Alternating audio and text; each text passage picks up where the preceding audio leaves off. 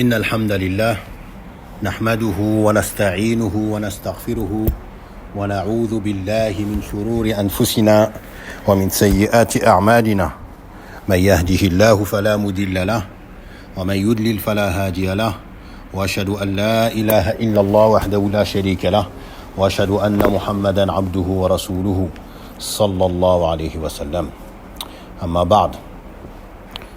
Donc on continue sur notre livre Al-Mulakhas fi Sharh Kitab al-Tawhid, écrit par l'éminent savant le Cheikh Salih Al-Fawzan hafidahullah ta'ala, expliquant de manière claire et accessible ce joyau, ce livre immense intitulé Kitab al-Tawhid alladhi huwa haqqullah ala al-abid, le livre de l'unicité qui est le droit d'Allah sur ses serviteurs. Et nous sommes arrivés au chapitre mentionnant la peur que le serviteur doit avoir comme adoration pour Allah subhanahu wa ta'ala seul, sans associé. Et bien évidemment, on parle de la peur qui est khawful ibada, celle qui est l'adoration. Et il nous a passé donc le premier verset ainsi que le second et le troisième. Et aujourd'hui, on rentre dans le hadith qui est le quatrième dalil que l'auteur, rahimahullah ta'ala, il apporte pour prouver que la peur est une adoration et qu'elle doit être vouée qu'à Allah seul. Il nous dit wa an Abi Sa'id radiyallahu anhu, donc selon Abu Sa'id, qui est Abu Sa'id al-Khudri radiyallahu anhu, marfou'an, donc qui remonte jusqu'au prophète sallallahu alayhi wa sallam. Inna min da'fil yaqin an turdiya an-nasa bi sakhatillah. Il dit que fait partie de la faiblesse de la foi que tu satisfais les gens en mettant en colère Allah, en faisant ce qui met en colère Allah. Wa an tahmadahum, et que tu les loues, que tu loues les gens ala rizqillah, pour ce que Allah t'a accordé comme subsistance. Au lieu de louer Allah, eh bien, tu vas te mettre à louer les gens. Wa anta dhummahum ala man lam yu'tika Allah, et également que tu vas te mettre à blâmer les gens lorsque Allah ne va pas te donner quelque chose, pensant que cette privation vient des gens. Donc que tu blâmes les gens pour ce qu'Allah ne t'a pas donné. Puis il nous dit inna rizqallah la yajurruhu hirsu haris, que la subsistance d'Allah n'est pas apportée ou amenée par l'avidité de celui qui est avide, c'est-à-dire celui qui fournit les efforts pour obtenir la subsistance. Ce n'est pas cela qui l'amène, mais bien évidemment c'est ce que Allah aura décrété en ta faveur. Wala yarudduhu karahiyatu karihin, et non plus que va repousser cette subsistance celui qui a du dédain, celui qui ne veut pas que cette subsistance te parvienne. Eh bien, c'est pas lui non plus qui va empêcher celle-ci de t'atteindre. Il nous dit da'fu, donc il explique les termes venus dans le hadith. Da'fu bidammi ad-dad, avec une damma sur le dad, donc du'af. Inna min du'af. Et il nous dit wa fathiha, mais également il peut venir avec une fatha. Donc on peut dire ad-du'af, on peut dire ad-da'fu. Et tous deux ont pour sens diddul quwwati wa sihhati, qui est le contraire de la force. Donc on va traduire par la faiblesse, ou le contraire également de la santé. Le contraire de la santé également. Il nous dit al-yaqin diddu shakki, al-yaqin, la certitude, qui est le contraire du doute. L'inverse, le contraire du doute, c'est quoi? C'est al-yaqin, la certitude. Il nous dit ici kamalul iman, ce qui est voulu ici, c'est la foi complète. Inna min da'fil yaqin, donc comme je l'ai traduit, yani parmi la faiblesse de foi, yani celui qui a une foi qui est faible, qui n'est pas complète. À savoir que al-yaqin, qui est le plus haut degré dans la connaissance. Le plus haut degré dans la connaissance d'une chose, c'est al-yaqin, la certitude. Comme on dit, en être certain. Et celui-ci, cette yaqin, al-yaqinu, cette certitude, également se divise en 3 degrés. Qui sont tous les 3 mentionnés dans le Coran. Le premier degré qui est ilmul yaqin.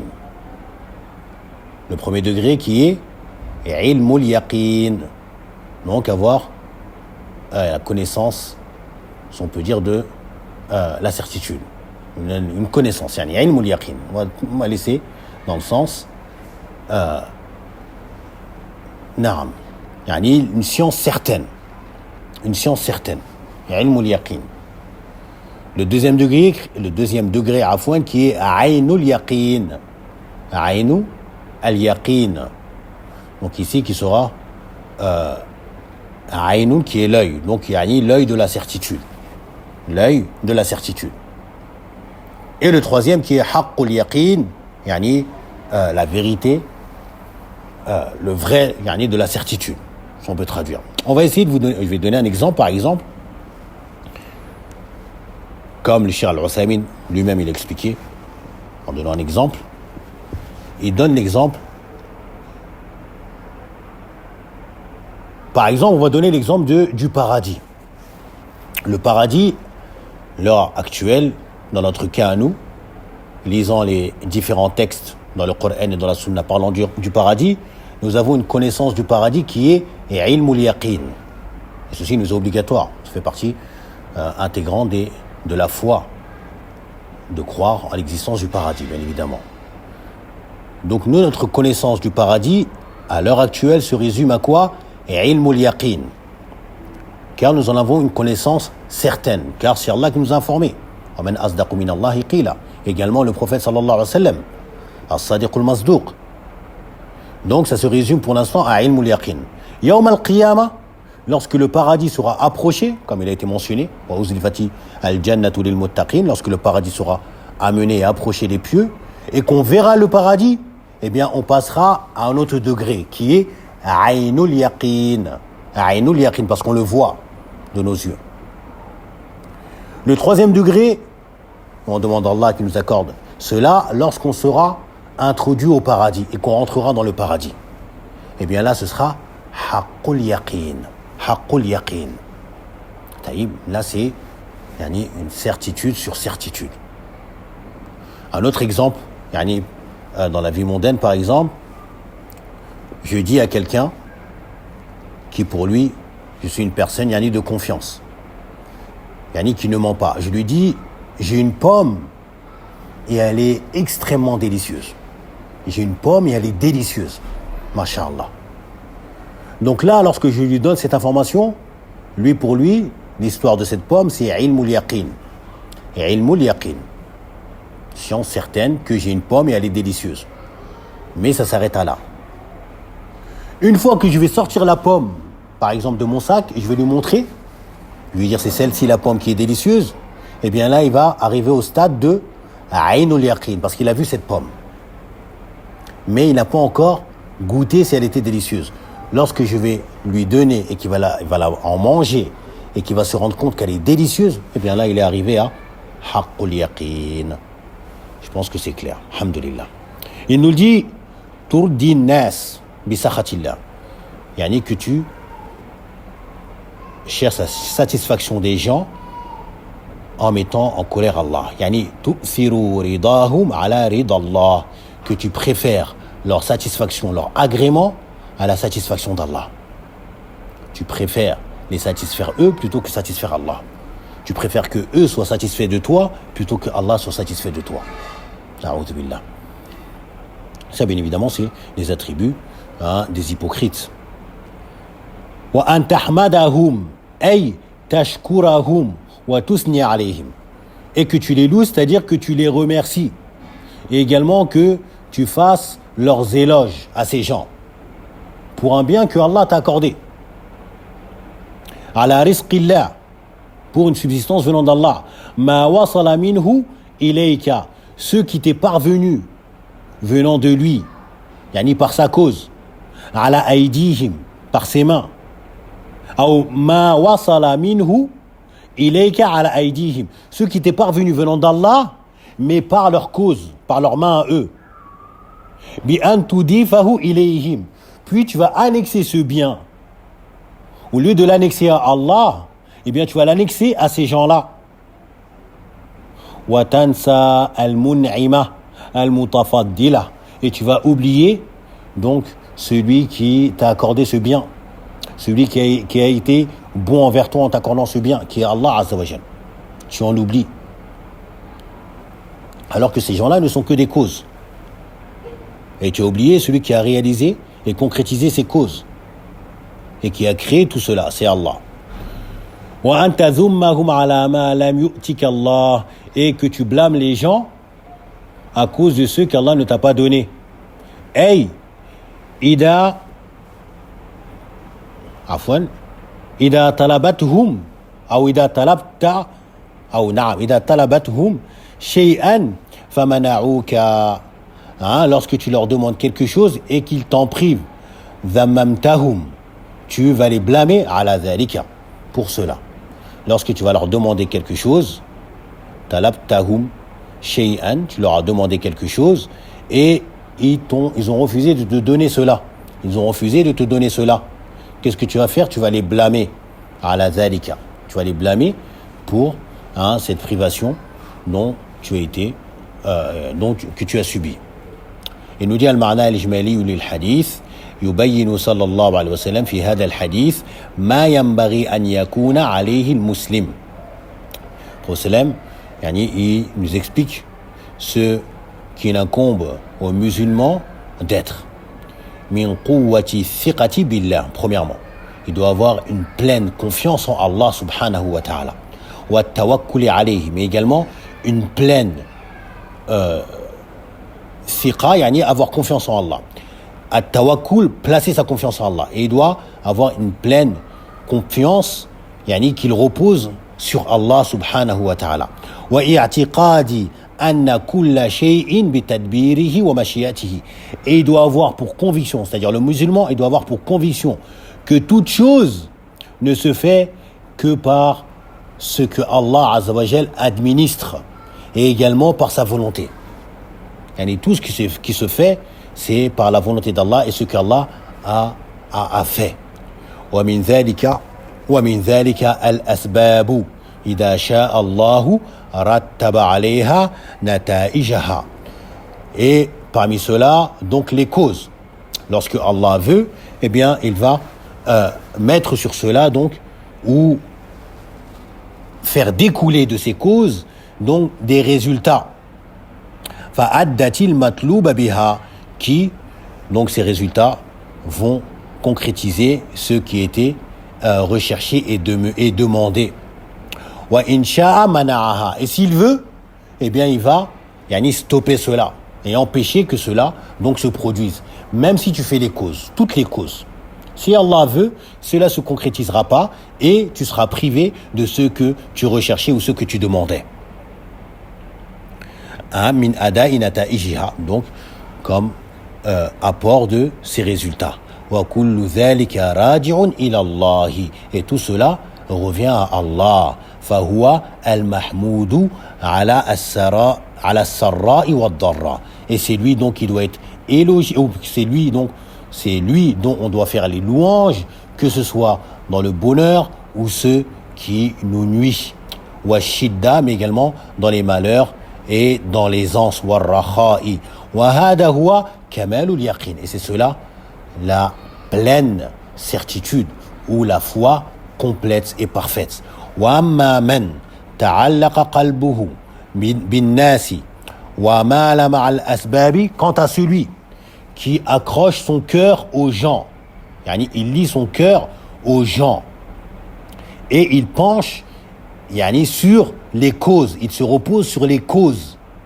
Fa inna la shay'an min al-khayri ala aydi an-nas madahahu, s'il obtient quelque chose en bien par la cause des gens, de par les mains des gens, eh bien, il va se mettre à les élogier. Wa illam yanal muradahu dhammahum. Et s'il n'obtient pas ce qu'il désirait, il va se mettre à les blâmer. Wala mahum. Et il va leur faire des reproches. Fahada qad da'ufa yaqinuhu wa ikhtalla tawakkuluhu ala Allah. Donc celui-ci, eh bien, sa foi a affaibli. Sa foi affaibli et également il a manqué de tawakkul en Allah Azza wa Jal. Il a manqué de tawakkul en Allah subhanahu wa ta'ala. Cela s'est dissipé de lui.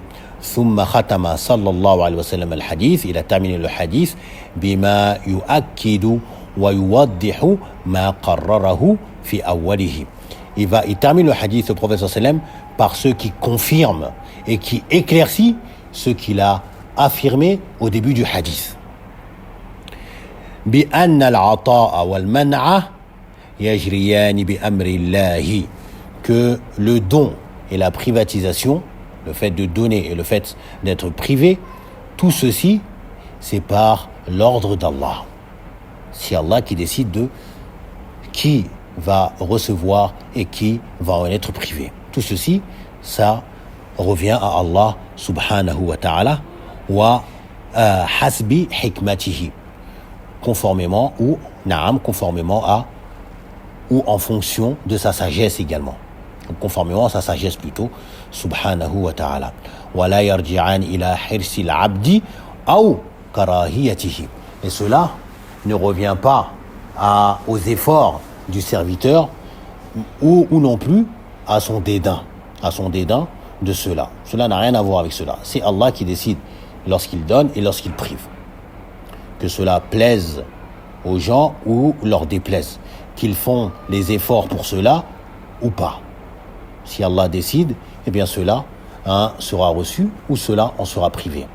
Et comme il est venu dans le hadith également de Abdullah ibn al-Abbas, radiallahu anhuma, où le prophète il dit dans le sens que si l'ensemble des gens se réunissaient pour t'apporter un bien, eh bien il ne saurait t'apporter ce bien que si Allah en a décrété. De même que s'ils se réunissaient pour te causer une nuisance ou un tort, eh bien il ne saurait te causer une nuisance ou cette nuisance que si Allah en a décrété cela. Que si Allah a décrété cela. Donc tout le bien ou quelconque mal, eh bien cela revient à qui? À ceux que Allah aura décidé et voulu, subhanahu wa ta'ala, et non pas à ceux que les gens veulent ou ne veulent pas. Taïb. Munasabatul hadith lil bab. Donc le lien de ce hadith avec notre chapitre. Anna fihi wujub ta'alluq al-qalbi billahi fi jalb an-naf'i wa daf' ad-dar. L'obligation d'accrocher son cœur à Allah subhanahu wa ta'ala. Que ton cœur soit reposé sur ton Seigneur subhanahu wa ta'ala. Que ce soit dans le fait de t'attirer un bien, de t'apporter un bien, un profit, ou de repousser un mal. Remets-toi-en pleinement à Allah subhanahu wa ta'ala. C'est ce qui est voulu par le fait de accrocher son cœur, remettre son cœur à Allah subhanahu wa ta'ala, c'est-à-dire t'en remettre pleinement à Allah subhanahu wa ta'ala et avoir la pleine conviction que tout ceci n'est le fruit que de la gestion et l'administration d'Allah subhanahu wa ta'ala. Ce qu'il administre et ce qui gère et ce qui décide et ce qu'il veut, c'est cela qui aura lieu, comme don et comme privation. Wa khawfihi, également l'obligation d'avoir peur d'Allah subhanahu wa ta'ala, wa khashyatihi, et sa crainte, wahdahu, lui seul. Wa adami l'ittifati ila al-khalq, et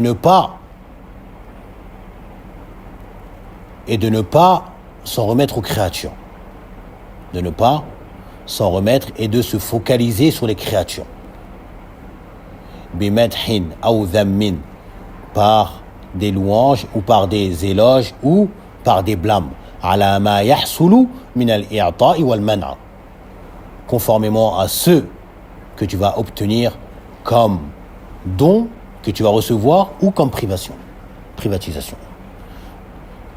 Que tu reçois ou que tu en es privé, eh bien, ne te focalise pas sur les créatures en leur faisant des éloges si tu reçois, ou en les blâmant si tu ne reçois pas. Non.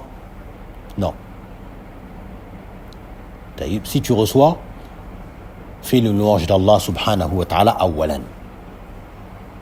Si tu ne reçois pas, eh bien, ne blâme pas les gens. Sache que ce dont tu as été privé a été un bien de la part d'Allah en ta faveur.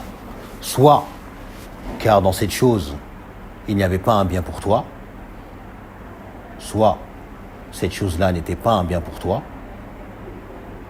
ou soit Allah t'a préservé de faire du mal en recevant cette chose. Soit Allah t'a préservé de faire du mal en recevant cette chose. Car certaines personnes, lorsqu'ils reçoivent un don venant d'Allah, eh bien, ils s'enfoncent dans la désobéissance et cela ne fait qu'accroître leur égarement. Taïb, où ils oublient d'être reconnaissants. Donc Allah t'a préservé de cela. Allah t'a préservé de cela. Alhamdulillah.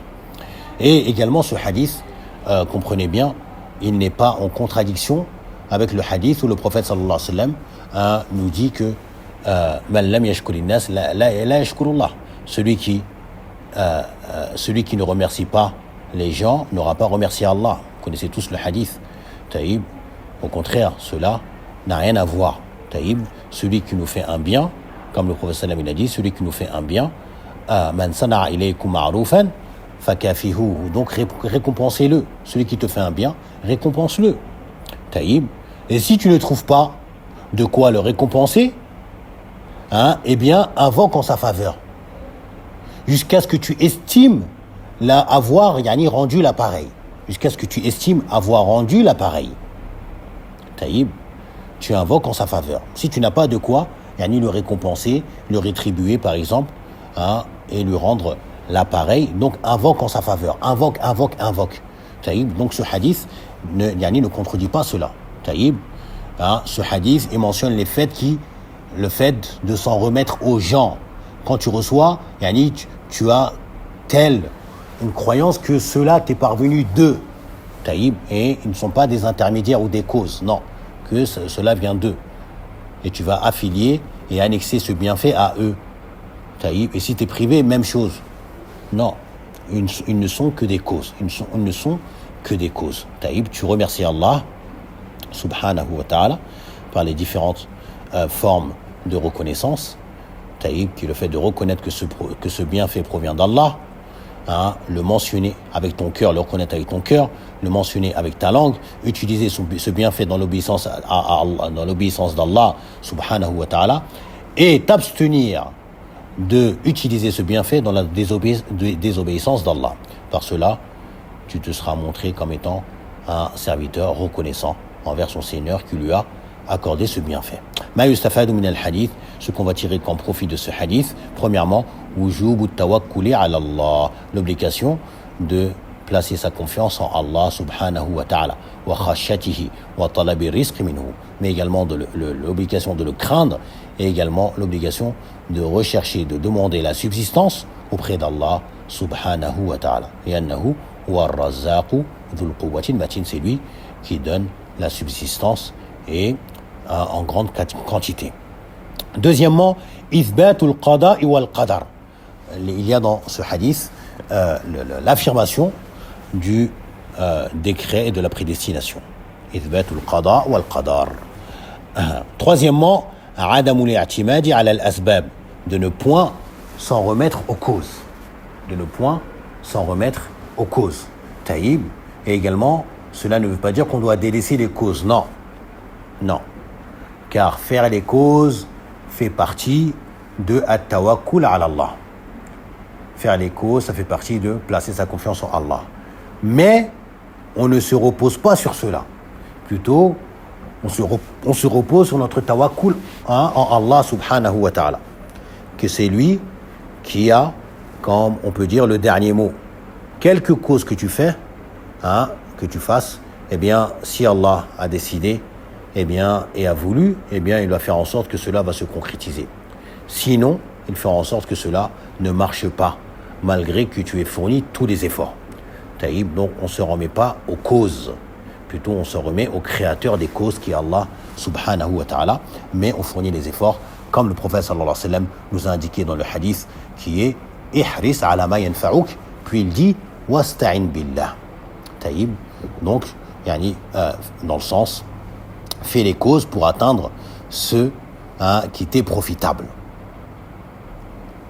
et recherche l'aide d'Allah. Taïb, et recherche l'aide d'Allah, car c'est Allah Azza wa Jal qui va concrétiser cela. Quatrièmement, taqdimu ridallahi ala ridal makhlouq, le fait de faire devancer la satisfaction d'Allah sur la satisfaction des créatures. Taïb, fais passer la satisfaction de ton Seigneur avant la satisfaction des créatures. Naam. Il nous dit ensuite wa an Aisha radiyallahu anha, selon Aisha radiyallahu anha, anna Rasulallah sallallahu alayhi wa sallam qala, le messager d'Allah sallallahu alayhi wa sallam a dit man iltamasa ridallahi bi sakhati an-nas radiyallahu anhu wa arda anhu an-nas, quiconque recherche la satisfaction d'Allah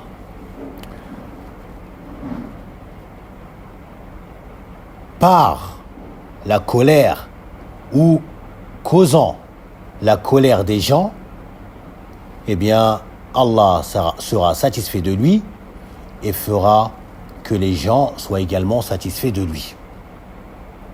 Celui qui recherche l'agrément d'Allah, la satisfaction d'Allah, et que cela a causé la colère des gens. Dans la colère des gens. Il a fait ce qui cause l'agrément d'Allah et sa satisfaction, mais que les gens sont en colère pour cela. Ils n'apprécient pas cela. Eh bien, Allah sera satisfait de lui et va faire en sorte que les gens soient satisfaits de lui. Et va faire que les gens seront satisfaits de lui. Et l'inverse, man iltamasa ridan nasi bi sakhatillahi sakhita Allahu alayhi wa askhata alayhi an-nas. On demande à Allah qu'il nous préserve de cela. Et quiconque recherche l'agrément des gens en faisant ce qui met en colère Allah, eh bien Allah sera en colère contre lui et fera que les gens soient également en colère contre cette personne. Rawahu Ibn Hibban fi sahihihi.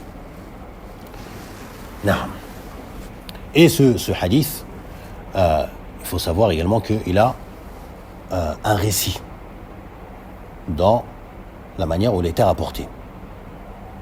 Car le noble compagnon Muawiyatu ibn Abi Sufyan, qui a été le premier roi après l'époque des Khulafa.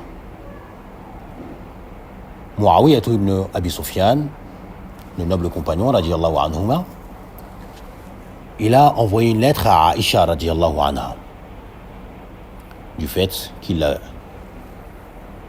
connaît d'elle, une femme pleine de science radiyallahu anha.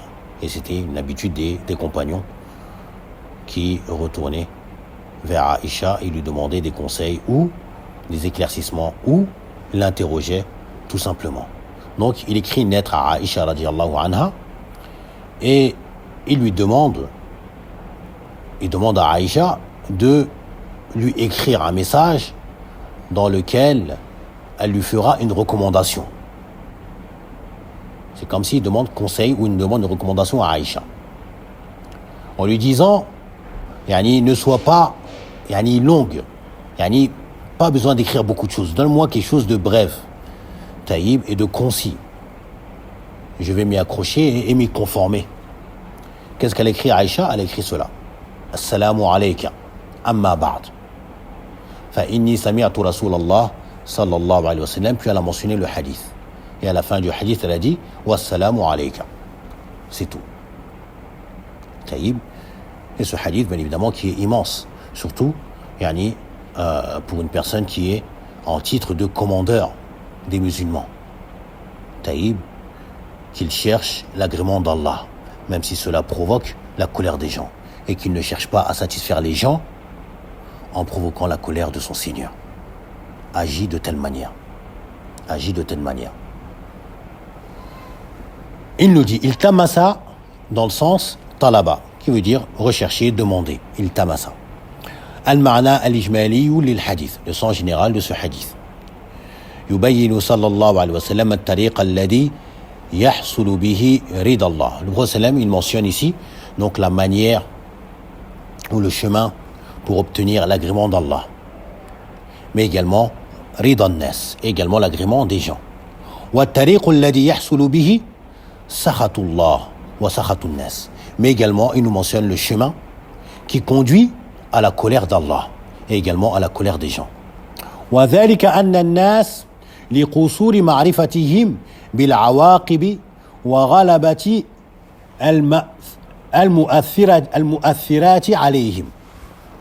Il nous dit, et cela de par la faiblesse ou le manque de connaissance des gens de la finalité des choses.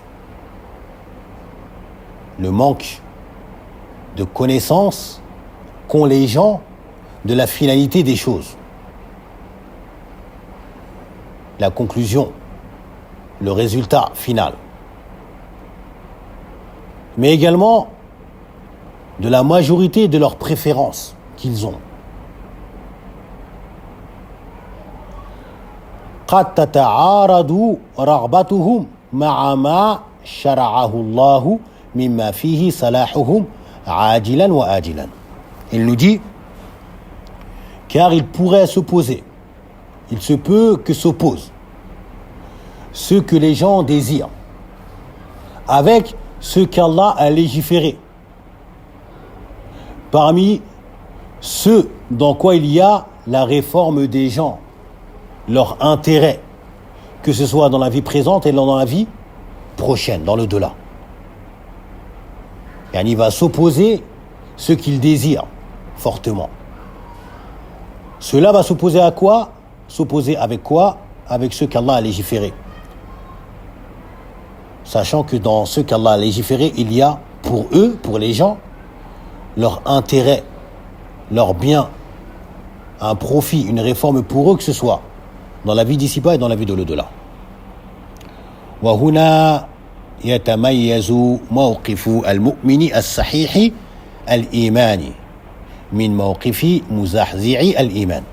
Et de là va se distinguer la position du véritable croyant, celui qui a une foi bonne, de la position de celui qui a une foi qui est instable, une foi instable.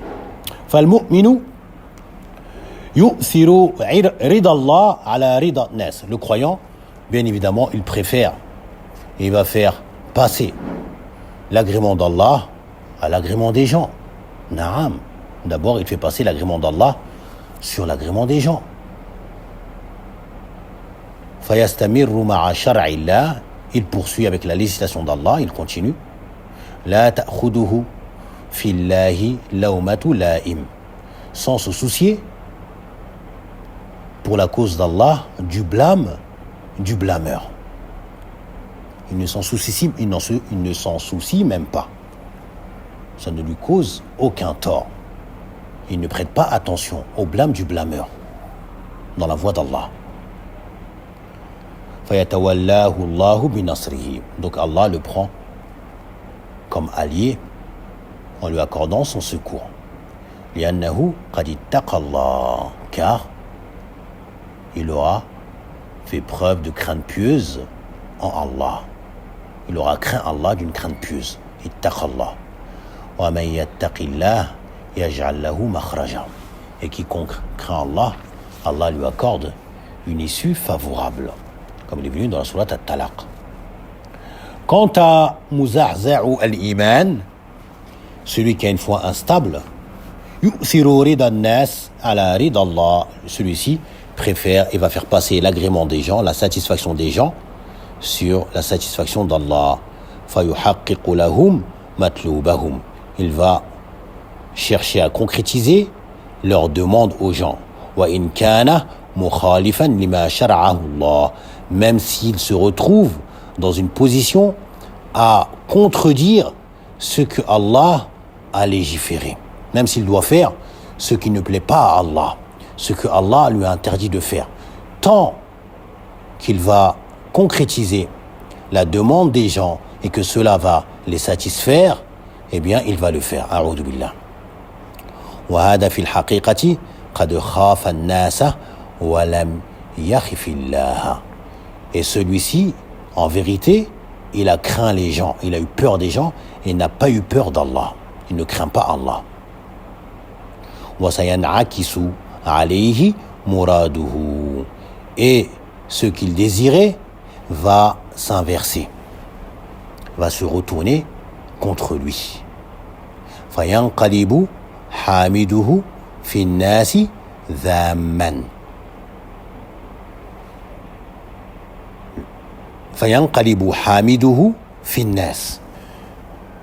Le fait qu'il se retrouve en train de louer les gens, eh bien cela va se retourner en blâme contre lui. وَلَنْ يُغْنُوا عَنْهُ مِنَ اللَّهِ شَيْئًا.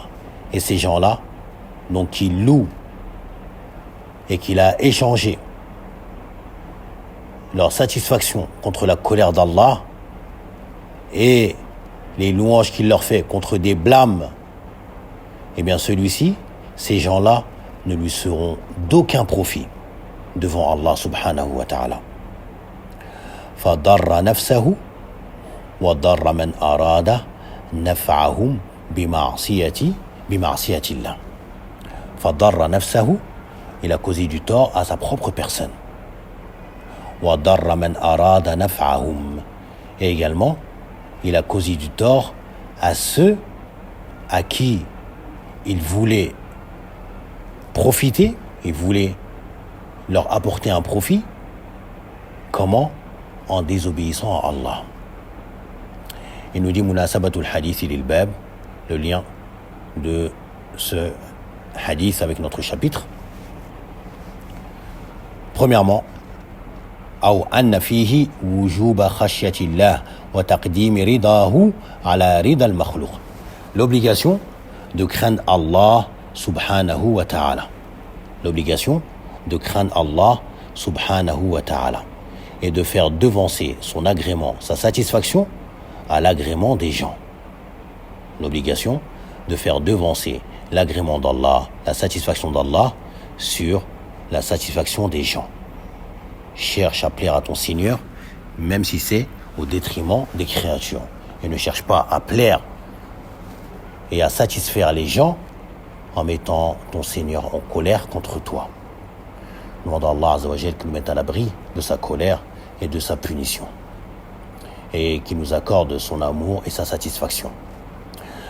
Ma yustafadu min al-hadith, ce qu'on va tirer comme profit, comme bénéfice de ce hadith. Premièrement, wujubu khasyatillah wa taqdim ridahu ala rida khalqihi. L'obligation de craindre Allah subhanahu wa ta'ala et l'obligation de faire devancer sa satisfaction sur la satisfaction de ses créatures.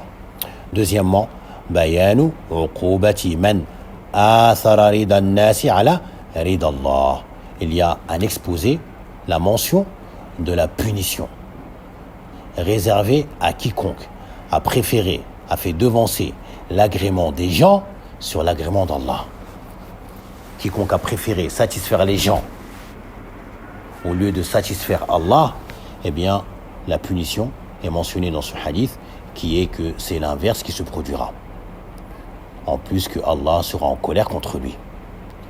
Troisièmement, wujubu at-tawakkuli ala Allahi wa li'atimadi alayhi. L'obligation de placer sa confiance en Allah et de s'en remettre à lui seul. L'obligation de placer sa confiance en Allah et de s'en remettre à lui seul. Et cela nous sera plus expliqué dans le chapitre qui va suivre. Quatrièmement, bayanu ma fi taqdimi ridallahi min al-awaqib al-hamidati. Il y a la mention de ce qu'il y a dans le fait de faire devancer l'agrément d'Allah comme bonne finalité, ou comme finalité louable, comme résultat louable, comme récompense.